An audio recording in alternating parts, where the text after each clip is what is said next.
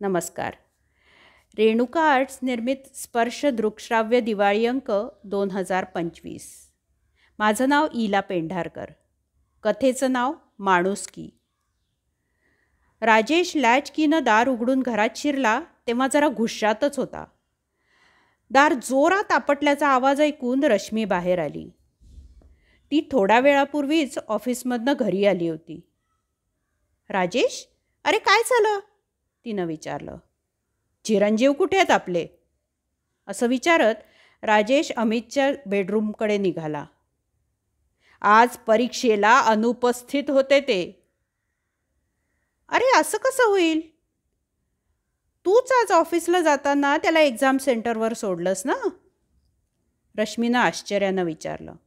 हो, पण तो एक्झाम हॉलमध्ये पोचलाच नाही, राजेश बोलला. त्याच्या आठवले सरांचा फोन आला होता मला तर कळतच नाही आहे काय झालं आहे. एकदम हळव्या स्वरात तो रश्मीला म्हणाला, मी त्याच्यावर माझी स्वतःची स्वप्न लादली का गं? कदाचित त्याला डॉक्टर व्हायची इच्छाच नसेल. नाही रे, मला नाही तसं वाटत. किती तयारी करत होता तो या परीक्षेसाठी. त्याच्या मनात दुसरं काही असतं तर स्पष्ट बोलला असता तो आपल्याशी, रश्मी बोलली. आपण आपल्या मुलावर संस्कार करण्यात कमी पडलो ग. राजेशचा स्वर कातर झाला होता. मला नाही असं वाटत. नक्की काहीतरी कारण असणार. आत्ता कुठे येतो? तिनं विचारलं. असेल हुंडारत गावभर. राजेशचं वाक्य संपतं न संपतं तोच अमित घरात शिरला. त्याला पाहताच राजेशच्या तळपायाची आग मस्तकात गेली. या आलात? परीक्षा द्यायची सोडून कुठे गेला होतास? डॉक्टर होण्याचं माझं स्वप्न परिस्थितीमुळे पूर्ण होऊ शकलं नाही. मला वाटलं होतं तू तरी माझं ते स्वप्न पूर्ण करशील. एवढी काटकसर करत तुला शिकवलं.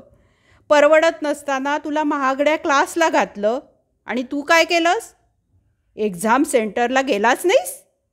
कुठे गेला होता सुंडारायला? अमितला बोलण्याची उसंत न देता राजेशनं प्रश्नाच्या फैरी झाडायला सुरुवात केली. बाबा शांत व्हा. मी काय सांगतो ते ऐकून तरी घ्या. अमित त्याला शांत करण्याचा प्रयत्न करत म्हणाला. अरे तो काय म्हणतो तरी ऐकून तरी घे. रश्मीनं मध्यस्थी केली. हां बोला, काय झालं? का गेला नाहीस परीक्षेला? राजेशनं विचारलं. बाबा तुम्ही मला गेटजवळ सोडलं. मी आत जायला वळलो तोच खूप जोरात आवाज आला. मी मागे वळून बघितलं. एका कारनं एका टू व्हीलरला धडक दिली होती. कारवाला पळून गेला होता. मी जवळ जाऊन बघितलं. स्कूटरवाला रस्त्यावर जखमी होऊन पडला होता. बराच रक्तस्राव झालेला दिसत होता. मी पुढं गेलो. आजूबाजूला बरेच लोक जमा झाले होते. काही जण मोबाईलवर रेकॉर्डिंग करत होते.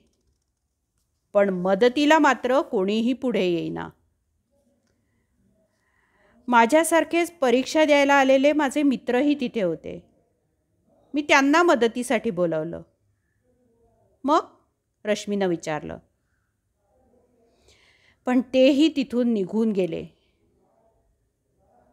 त्याला असं मरणाच्या दारात सोडून मला काही जाणं बरोबर वाटलं नाही.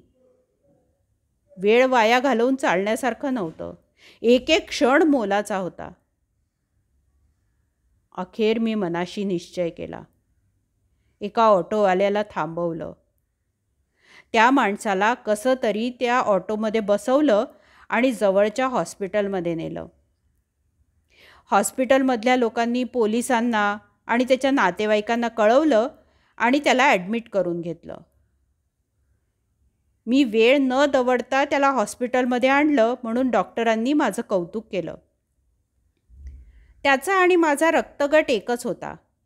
त्यामुळे रक्ताची त्याला गरज लागू शकते असं सांगून डॉक्टरांनी मला तिथंच थांबवून घेतलं. मी एक दोनदा तुम्हाला दोघांनाही फोन करण्याचा प्रयत्न केला. पण बहुतेक अनोळखी नंबर असल्याने फोन लागला नसावा. बाबा त्या क्षणी मला जे बरोबर वाटलं ते मी केलं. मी बरोबर केलं ना बाबा? राजेश काहीच बोलला नाही. तो जरा विचारात पडला होता. अमितने रश्मीकडे बघितलं. तू अगदी योग्य केलंस अमित, रश्मी बोलली. ते खरंच ग, पण एवढी महत्त्वाची परीक्षा.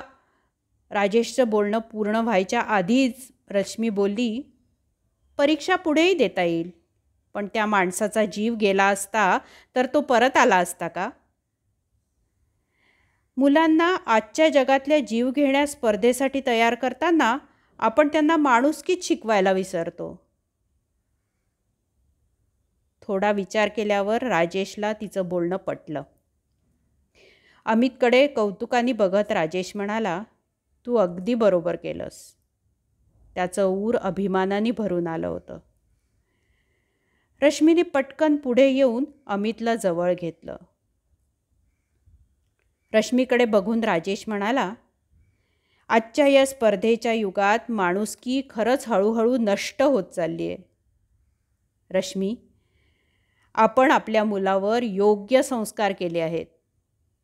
आपला मुलगा माणुसकी विसरलेला नाही. अमित, मला तुझा अभिमान वाटतो. समाप्त.